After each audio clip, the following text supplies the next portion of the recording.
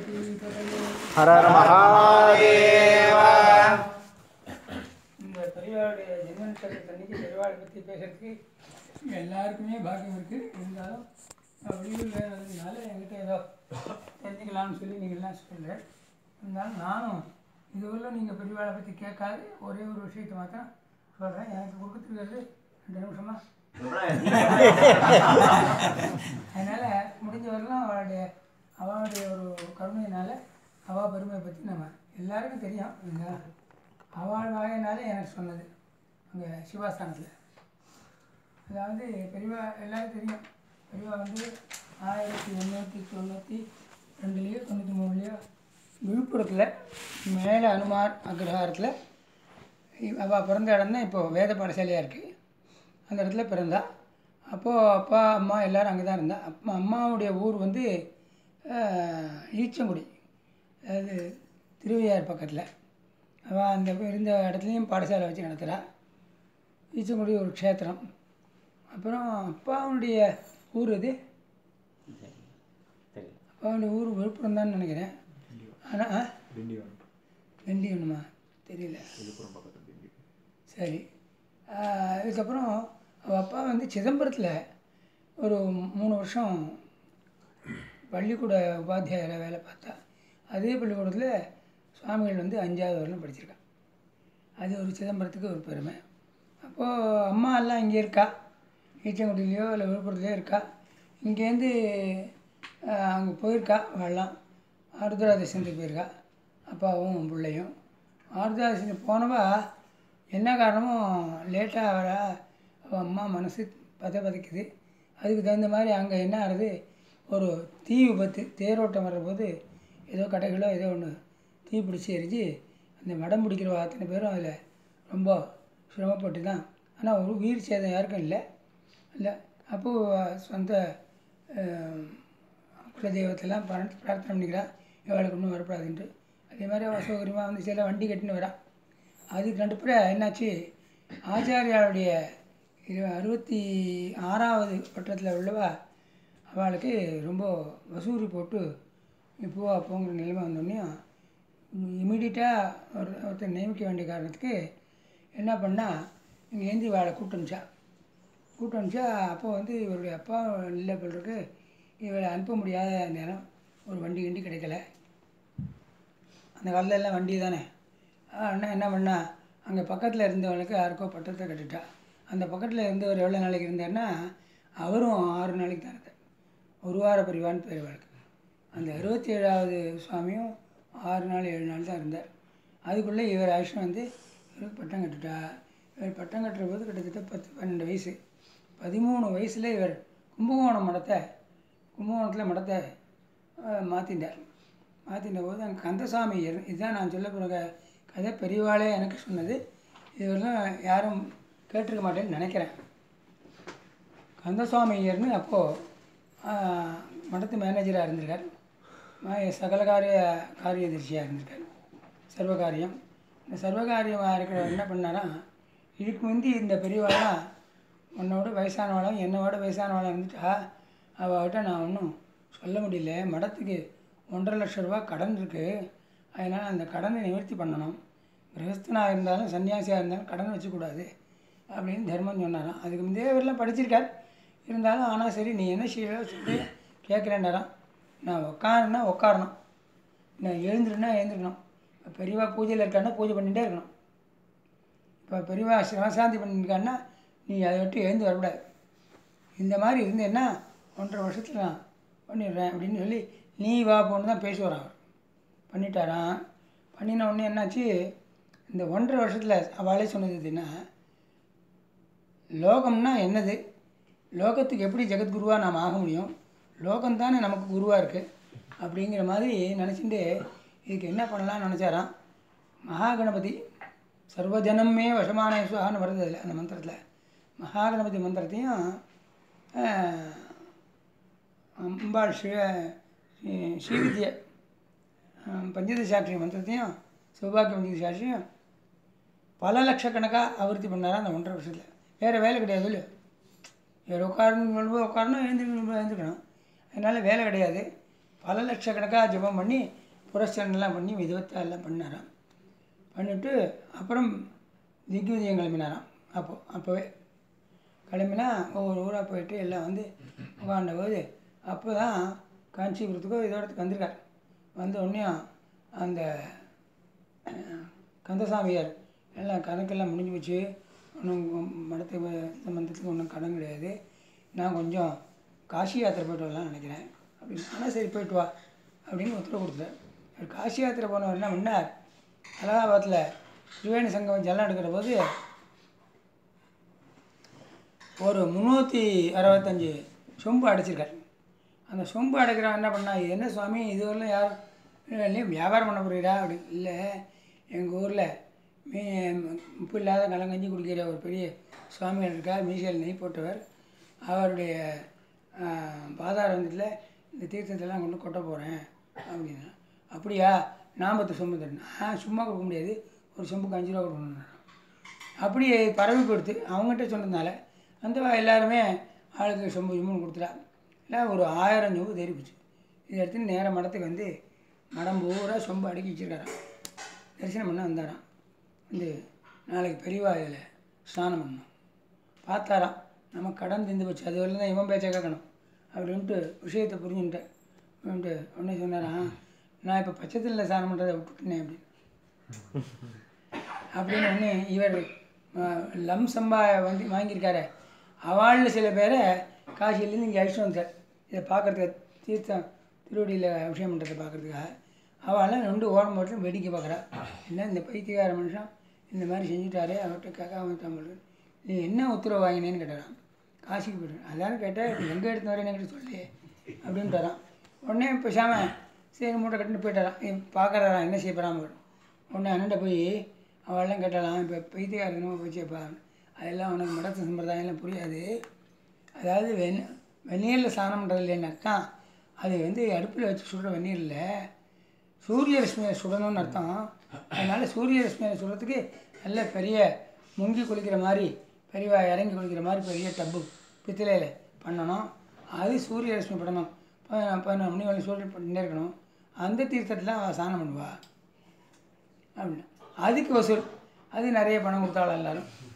இப்போவும் அந்த தொட்டிலாம் இருக்குது மடத்தில், அதில் இறங்கி குளிக்கணும்னாலாம். அப்பா உடனே இனிமேல் சரியாக வராதுன்ட்டு நிறைய மருத்துவத்திலெல்லாம் வச்சு அவருக்கான பண முடிப்பெல்லாம் வச்சு, கந்தசாமி உன்னுடைய சேவை இதோட மடத்துக்கு போகிறோம், இனிமேல் வேணும்னா உன்னை கூப்பிட்டு அனுப்பி போயிட்டு வான்னு அனுப்பிச்சுட்டாரான். இப்படி அனுப்பிச்சேன்னு அவரே சொன்னார்.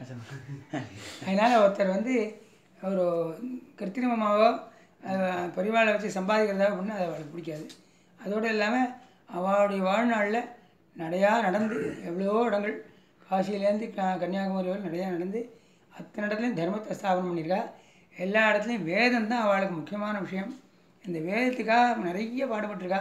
நிறைய தர்மஸ்தாபனங்கள் ஏற்பட்டிருக்கா. அவர் பேர்லேயும் ஷஷ்டி பூர்த்தி ட்ரஸ்ட்லாம் வச்சு இன்னை வரலையும் எல்லாருக்கும் அந்த வேதம் படித்த வாழ்க்கெல்லாம் போய் சேர முடியாது பண்ணியிருக்கா.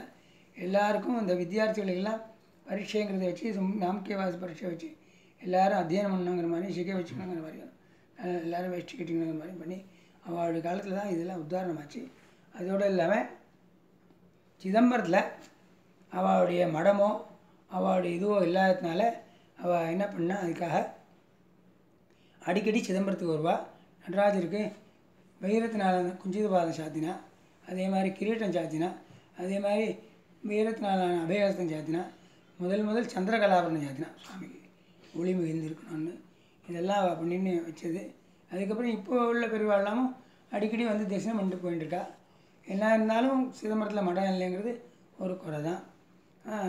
அதுக்கப்புறம் சிதம்பரம் மாதிரி சதாராவில் ஒரு கோவில் கட்டுறதுக்காக அப்போது எல்லாத்தையும் பிளான் போட்டு முத்தையாஸ்தபதிங்கிறவனை விட்டு பண்ண சொல்லி என்னை கூப்பிட்டு அனுப்பிச்சா. அங்கே சான்பாக்கு இந்த என்ன சாமண்ணா சான்பாக்கு அப்படின்னு, அப்புறம் ரமேஷ் சான்பாக்கு, அவள் பிள்ளைகள் அவெல்லாம் இருந்து நிறைய லட்சக்கணக்காக செலவு பண்ணி 4 ஸ்டேட்லேருந்து கர்நாடகா, கேரளா, ஆந்திரா, தமிழ்நாடு 4 ஸ்டேட்லேருந்து கோபுரத்துக்கு பணம் கொடுத்தா. கும்பாபிஷேகம் வந்து என்னுடைய அட்வைஸும் கீழே எங்கள் ஊரில் சிதம்பரத்தில் தீட்சிதாள் குளத்தில் அவதரிச்சவளை முக்கியமாக அதில் பிரதான ஆச்சாரியரும் தீட்சையில் வச்சு ஒரு 40 பேரை தயார் பண்ணி அனுப்ப சொன்னால் அதுக்கெல்லாம் நான் அனுப்பிச்சு அதுக்கெல்லாம் லிஸ்ட்டு போட்டு கொடுத்தேன். எல்லாம் பண்ணி கும்பாபிஷேகம் ஆடும்போது பெரியவாள்லாம் எட்டி நின்று பார்த்தா. எங்கேயுமே கும்பாபிஷேகம்னா அவள் தான் என்ன கலந்து எடுத்து அபிஷேகம் பண்ணுவா. அதெல்லாம் கூடாதுன்னு முதல்ல பெரியவாட்ட விஞ்ஞாபனம் பண்ணிட்டேன். அதுக்கு தகுந்த மாதிரி எல்லாத்தையும் செஞ்சார். யாகசாலையில் அவள் பிரவேசம் பண்ணலை. பின்னாலே பாரம்பரியமாக அவளே பூஜை பண்ணிட்டோன்னு சொன்னால் அதான் பூஜை பண்ணியிருந்தா. இப்போ யாரோ பூஜை பண்ணுறா, அவளுடைய பரம்பரை ஒருத்தரும் வரல. அது ஏதோ காரணம், அது பெரியவாளே கேட்டால் காரணம் தெரியலன்னு சொல்லிட்டேன். எல்லாம் நடராஜாட்ட உள்ள பிரியத்தினால போகிறவங்க வந்து தடவணும் அப்படின்ட்டேன். அதுக்கப்புறம் இப்போது அதுலேருந்து அதுக்கப்புறம் இந்த நடராஜாங்கிறது அந்த மகாராஷ்டிரா தேசத்துக்கும் நிறைய தெரிய ஆரம்பிச்சிது. நிறைய ஜனங்கள் சேவாரத்தில் இங்கேயும் வருவா, அங்கேயும் உற்சவாதிகள்லாம் பண்ணுறா. இந்த பத்மா சுப்பிரமணியம் அங்கே இங்கே நடராஜா சந்நிதியில் இருக்கிற மாதிரி இந்த 108 பரதநாட்டிய இதெல்லாம் வச்சுருக்கா. அதெல்லாம் நடக்குது. எல்லாம் இங்கேருந்து அடிக்கடி எல்லாம் தரிசனம் பண்ண போகிறவெல்லாம் போயிட்டு வந்து ரொம்ப நல்லா நடக்குதுன்னு சொல்கிறா. அது தவிர காஞ்சி காமக்கோடி மடத்துக்கும் எங்களுக்கு என்னென்ன இப்போ நடந்த ஒரு அரசியல் கேஸில் புது பிரிவா ரொம்ப ஈடுபாடாக இருந்து அதுக்கான இதெல்லாம் சொன்னால் சுங்கேரி ஆச்சாரியாலும் அவள் இந்த சுப்பிரமணிய சுவாமிங்கிற ஒரு பெரிய பொலிட்டிக்கல் லீடரையும் அதுக்கப்புறம் இந்த ஜட்ஜாக இருக்கக்கூடிய வெங்கட்ரமணன்னு அவரையும் சங்கடமுறை சுவாமிகளும் எல்லோரும் ஏகப்பட்ட ஆச்சாரியாலும் ஏகப்பட்ட பெரியவார்களும் தனவான்களும் நல்லா ஹெல்ப் பண்ணேன். ஆனால் இது எல்லாத்துக்கும் மேலாக அந்த ஜட்ஜ்மெண்ட் காப்பி எழுதின போது ஒரு 6 பேர் எங்கள் ஊர் சேர்ந்தவா, மெட்ராஸை சேர்ந்தவா, ஒரு 6 பேர் 6 வருஷம் இந்த சஸ்தாபிஜிகள்லாம் எங்ககிட்டேருந்து எடுத்துன்னு போய் 200-300 வருஷத்து டாக்குமெண்ட்ஸ்லாம் எடுத்துன்னு போய் அதுக்கெல்லாம் ஒரு மெமோரண்டம் டிராஃப்ட் தயார் பண்ணி இதனால தான் நாங்கள் ஜெயிக்க போகிறோங்கிற மாதிரி வச்சுட்டு இருந்தா. சுவாமி லீலை என்னன்னு கேட்டால் அந்த யாரோ வந்த ஒரு பேரே புரியாது, பர்காவா பெர்னாவா என்னமோ அவன் பேர் ஞாபகம் இல்லை. அந்த சுப்ரீம் கோர்ட் நீதிபதி என்ன பண்ணான்னா, நான் நீங்கள் எழுதினதெல்லாம் நான் உல்லாங்கன மலை போகிறத எல்லாத்தையும் நான் வாசித்து பார்க்க போகிறேன், ஆனால் இப்போ இல்லை, நான் எழுதி வச்சுருக்கேன் அதை வாசிக்கிறேன். நான் 1.5 மணி நேரம் வாசிச்சாராம் 40 பக்கத்தை. இவங்களுக்கெல்லாம் புரிய முடியாது. ரொம்ப சந்தோஷம்னு இனிமேல் இந்த கோவில் சம்பந்தமாக எண்டோன்பாடான நியமித்தது வந்தான்னா அவன் இந்த கோவில் மாத்திரம் இல்லை தமிழ்நாட்டில் உள்ள கோவிலெல்லாம் இழக்க வேண்டியதுன்னு எழுதிட்டான். அதுக்கு முன்னே 1931 சுப்ரீம் கோர்ட்டில் இது வந்து உல்லங்கனம் பண்ணப்பட்ட இது தனியார் கோவில் என்ன ஸ்கீம் கிடையாது, இங்கே எல்லாம் இவளுடைய ஆளுகை தான் அப்படின்னு சொல்லி பண்ணினதை அவன் ஒரு ஷெட்யூல் காஸ்ட்டு வக்கீல் ஒன்றுமே தெரியாத வேலை வச்சுட்டு அதெல்லாம் அடித்து விட்டுட்டு தமிழ்நாட்டு முதல் மந்திரி பண்ணதுனால அது எடுபடாமல் போய் அப்புறம் இன்றைக்கி மறுபடியும் புனஸ்தாபனம் ஆனது இந்த பெரியவாளுடைய அனுகிரகத்தினால அப்படிங்கிறது. இதுக்கு மேலே ஏதாவது சொல்லணும்னா சொல்லுவோம். நீங்கள் என்ன சொல்கிறாலோ ஸ்வஸ்திவாதம் சொல்லலாமா? அது உங்களுக்கு தெரியாத வாழ்க்கை சொல்கிறேன். அந்த சிதம்பரம் நடராஜர் கோயிலில் வந்து இப்போ ரீசெண்டாக கொஞ்ச நாளைக்கு முன்னாடி வந்து ஒரு கவர்மெண்ட்டில் ஒரு ஆர்டர் போட்டால் இந்த மாதிரி அது என்டோன்மெண்ட் கீழே வந்துவிடுவோம் அப்படின்னு சொல்லிட்டு. அது பரம்பரையாக அந்த தீட்சதரோடைய இதில் தான் இருந்தது. அவள் தான் பூஜை பண்ணணும், அவளுக்கு கீழே தான் அது வந்து இருக்கணும்னு சொல்லிட்டு அதை கவர்மெண்ட்டில் வந்து என்டோன்மெண்ட்டில் எடுத்துட்டு அதை கவர்மெண்ட்டாக பண்ணிக்கணும்னு சொல்லிட்டு அவள் ஆர்டர் போட்டிருந்தா. அதைத்தான் அவள்லாம் சேர்ந்து அதை அப்பீல் பண்ணி அது இது மெட்ராஸ் ஹைகோர்ட்டில் இதுவாக இல்லாமல் அதுக்கப்புறம் சுப்ரீம் கோர்ட் வரைக்கும் போய் இப்போ 1 வருஷம் ஆச்சா அது வந்து இல்லை 3-4 வருஷம் அப்படியா? அது வந்து சுப்ரீம் கோர்ட்டில் தீட்சதராளுக்கு அவளுக்கு சாதகமாக தீர்ப்பு சொன்னான். அதை தான் சொன்னாப்பா ஐயா.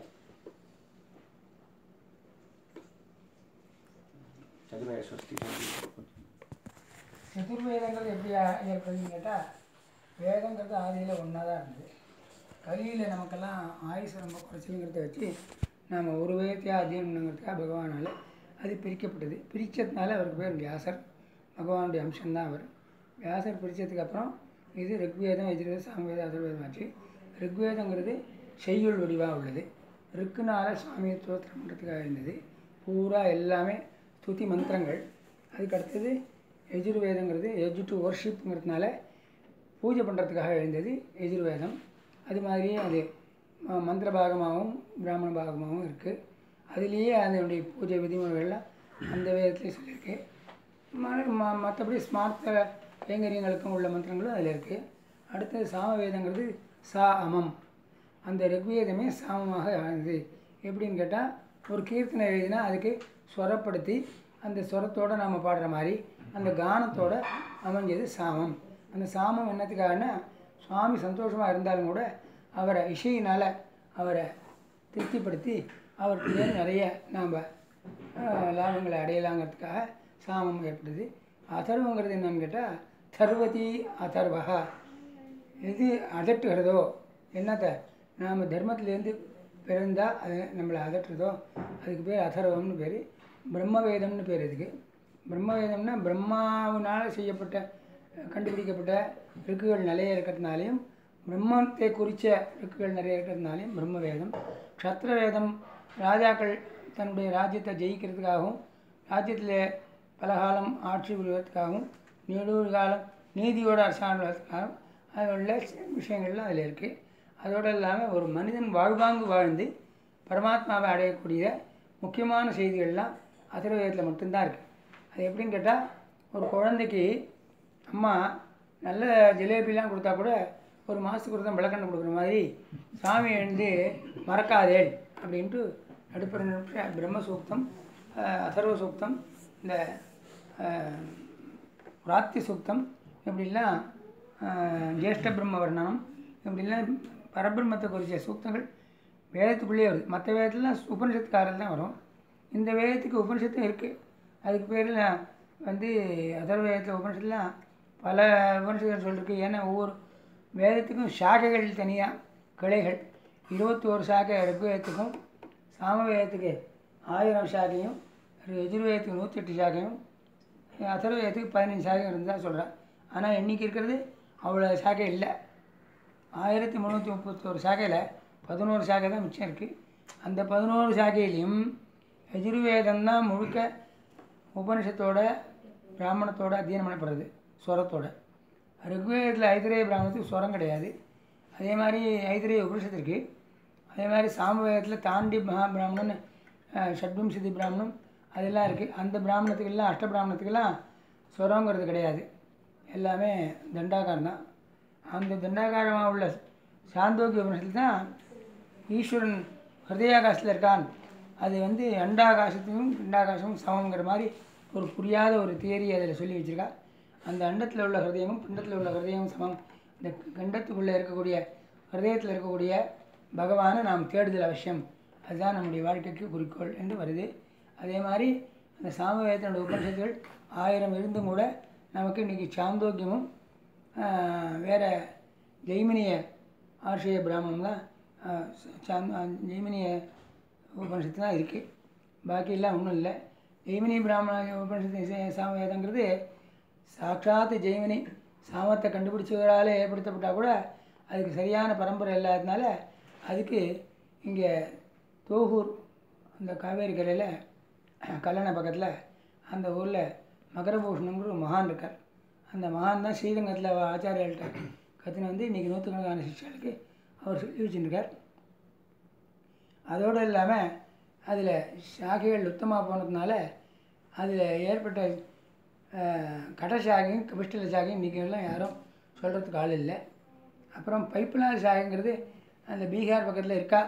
ஆனால் அவள்லாம் கூட சொல்கிறமா சொல்கிறதில்ல. விஷ்ணு சாஸ்திரம் சொல்கிற மாதிரி சொல்கிறா. ஒரு உத்கல பாஷைன்னு வங்காள மொழியில் எழுதி வச்சுக்கிட்டு கையால். அதுக்கு புஸ்தகங்கிறது யாரோ தீரேந்திர பட்டாச்சாரியர்னு ஒருத்தர் போட்டிருக்கார். அதுலேயும் சுரங்கள்லாம் கிடையாது. அப்படி பண்ணிட்டுருக்கா.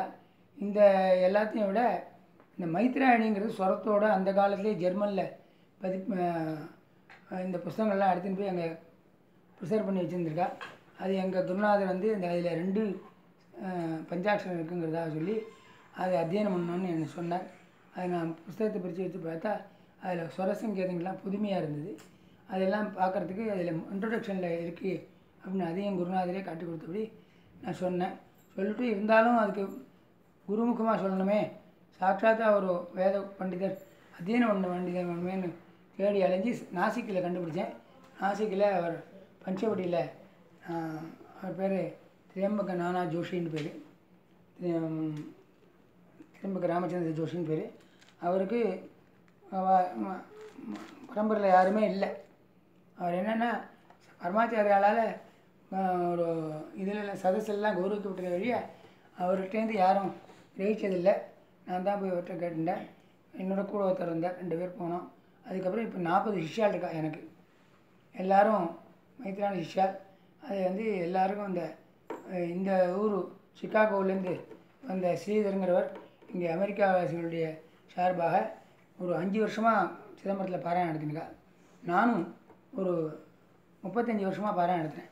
எப்படின்னு கேட்டால் உற்சவத்தின் போது எல்லா ஒரு வேத அபிமானிகளுக்கும் பத்திரிகை அனுப்பிச்சு அவள் அனுப்பக்கூடிய சகாயத்தை கொண்டு கிட்டத்தட்ட வருஷத்துக்கு 35 லட்ச ரூபா வேதம் செலவு பண்ணி 2 உற்சவத்துலேயும் 100 பேர் வச்சு பாராயணம் நடந்துருக்கு. அவளுக்கெல்லாம் நம்ம மாட்டில் தான் போஜனம் நடந்தது. சுவாமிகளோட சஷ்டி வாசனமாக வருவா. எல்லா ஊர்லேயும் வீதிக்கு வர்றதுங்கிறது 2 போயிடுச்சு. ஏன்னா துஷ்டர்களில் இருக்கா, அவள்லாம் கேலி பண்ணுறா அப்படிங்கிற காரணத்துக்காகவும் பிராமணாளுக்கு முடியலைங்கிறதுக்காகவும் வெளியூர்லலாம் நின்று போச்சு. சிதம்பரத்தில் மட்டும் நடக்கிறது. அது மற்ற வேத பாராயணக்காரர்களும் இருக்கா. அவளும் ஒரு 50 பேர் வச்சு நடத்துகிறா. இருந்தாலும் அவள்லாம் வீதிக்கு வரமாட்டாள். இருந்தாலும் நம்ம கட்சியமாக வீதிக்கு வருவாள். இந்த மாதிரி நடக்கிற கதைக்கு இங்கே உள்ள அமெரிக்காவில் உள்ளவாலும் நிறைய தனங்கள் கொடுக்குறா.